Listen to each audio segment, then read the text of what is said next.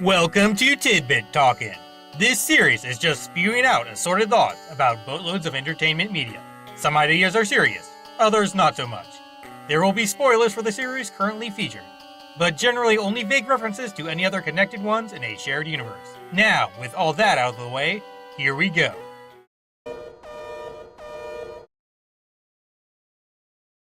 Zero fighting for a year straight isn't just a situation of violent, aimless wandering. He was striking Neo-Arcadian outposts and waiting to overhear some junk about them having no idea where the resistance is anymore. He's basically just acting as a very destructive distraction in order to help him move with not-so-typical methods. Harpuya, with his great power, mental discipline, and mobility, was capable of tracking them down quite easily, though. Dude merely doesn't tell anybody yet in a bid to let Ciel finish her new energy source work. Forms must be something this legendary Reploid's body can develop as he merges these safety-enabling action after going for prolonged periods without much maintenance. Wily would have developed this feature in order to help ensure Zero remains the strongest robot no matter how the world changes. This includes accounting for scenarios such as a healthcare crisis where the only option for regularly retaining tip-top shape is adapting in such a way that the murdered bits of foes get converted into vital fuel. A future where most foes are covered in instant death spikes or other close combat ruling out nonsense that makes precise faraway shots an absolute necessity no matter what. A world populated by so many foes who experience exhaustion exacted extinction by merely consistently utilizing mundane attacks that simply waiting for them all to die becomes an extremely viable option. A global outcome where brainless turret mechanoloids greatly outnumber the machines who are perfectly capable of reason or some such. A timeline where helicopter blade assisted folks, jetpack wearers, or those annoying things that jump out of pit permeate the battlefield to a ludicrous degree. A situation in which everybody's super battle intelligent, just like Zero, and thus capable of developing absurd new skills the more insane hoopla that happens in a scuffle. Plus probably all other outcomes which make a devastating single strike slay the only reliable method for continued survival. This is for,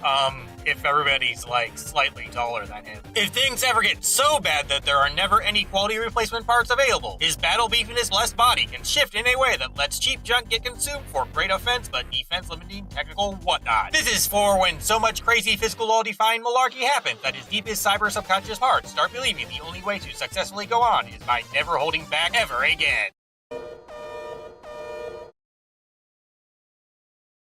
The elevator trouble may in fact have been caused by Cyber Elf X messing with New Resistance HQ's control systems temporarily, so nobody could reach the roof to spot his current former second-in-command, dropping Zero off. Panther's people's pilfering plans postponed until somebody comes very close to the rebellion desired good because they're not sure what's actually being sought after.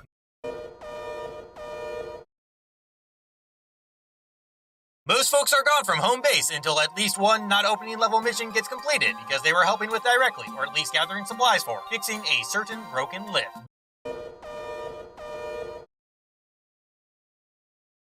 One generator alone can run the whole place just fine on its own. There's just a setup going on where the original's main status gets transferred to another after a supervising CPU whatever detects failure. Hence why Phoenix ain't pissed until everything's kaput.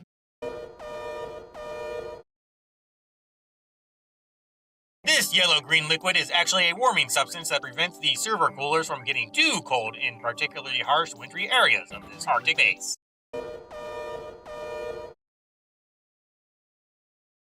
An ancient stronghold must have been chosen as a baby elf guarding facility because it can provide adequate defenses even when power runs out for those modern death traps. If nothing else, it will at least accomplish this through sheer hard-to-reachness.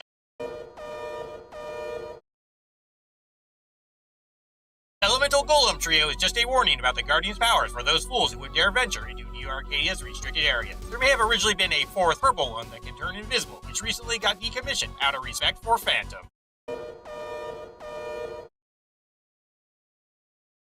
The use of a bomb that gentle tech wizard Miss CL can disable relatively easily, so some spies who might be watching these rogue agent-led assault things unfold might start thinking not all outsiders are violent extremists like El Piso. Getting general public constituting individuals to begin contemplating that the world is perhaps not so black and white is most likely necessary for Harpuya to successfully call off this needless war Copy X started. Unfortunately, they've all been radicalized far too long for fiction-typical abrupt conflict-ending shenanigans to work, so fairly dragged-out shows like This Is Slay, which features potential of accidental information leaks, are pretty much required.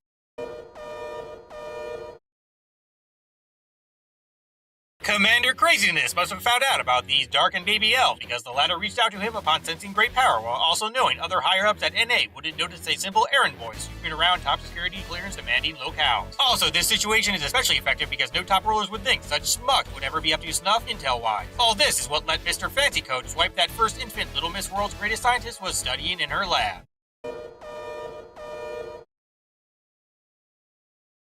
There are mines strewn about everywhere in lieu of utilizing high-end assassins or something for the dual purpose of possibly leaving Zero easily salvageable so the Guardians can get their desired fights while still taking out large, weaker attack bot-filled squads and what have you. Also, they might want the crazy El Piso so annoyed that he loses enough concentration by a delicate work like code swipe enabling hacks can no longer be performed when destinations get reached.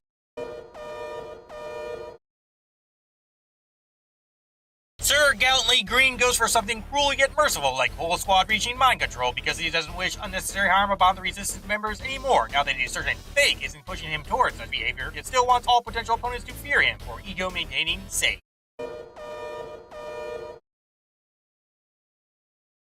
The reason Fafnir was chosen to look out at this redundant factory is because its massive firepower is everybody's best shot at taking down one of these stolen transport quickly enough for efficient damage control achieving.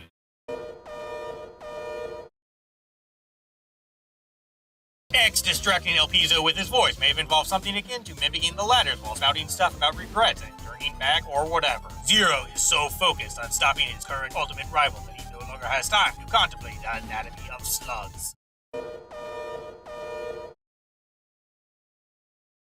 These transform states those delightful four Guardians can use here must be only accessible in this facility by drawing upon the power of that kooky sealed Dark Elf. Also, all those twirly bombs scattered throughout the place might not just be for mere intruder prevention. Additionally, they may fulfill the oh-so-vital role of keeping Fafnir fully focused by preventing him from joyriding around this elemental subsection in his bulldozer tank once it formed.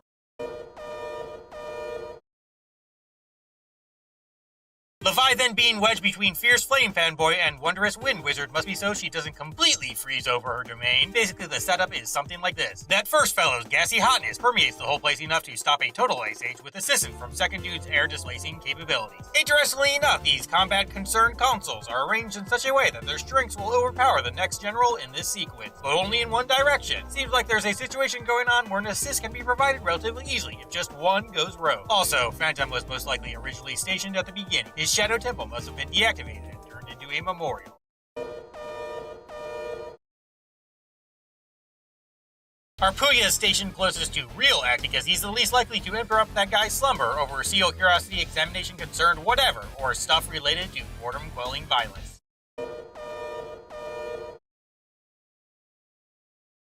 Remnants of Sigma's post-infection megalomaniac personality can corrupt folks extra quickly now because the emotional balance mangling junk which made this digital fairy mama dark are no longer being pulled at by bus right everywhere computer virus instinct deals anymore. Basically, without that stuff going on, his core self was able to garner just a bit more than before. El Piso's regrets show the Mother Elf that people can change no matter what hardship they may face, which helps her briefly break through Vile's dark curse through sheer willpower.